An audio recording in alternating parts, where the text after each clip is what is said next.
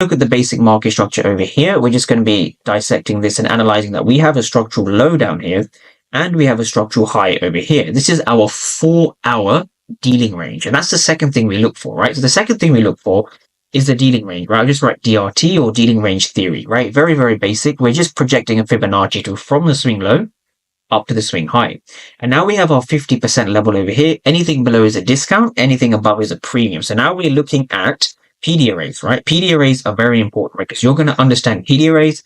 And number 4, for those who've been watching my previous videos, is fair value gap. So these are the 4 most important things you need when analyzing a higher time frame chart. Now from here, we're going to be understanding where the fair value gaps actually are. So we have a fair value gap resting over here. Notice how I always look, okay, I just want people to understand this. I always mark the candle before because this is the fair value gap, right? It is this, that's the fair value gap, right? We simply mark the candle below that because we are looking for price to enter and fill this fair value gap, right? It's as simple as that. So we have a very, very clean wick rejection over here. And we also have a second fair value gap over here. Following the exact same logic, we have a fair value gap resting over here in this region. We're just going to use this buy to sell wick region. And as you can see here, price tapped into this fair value gap before heading higher.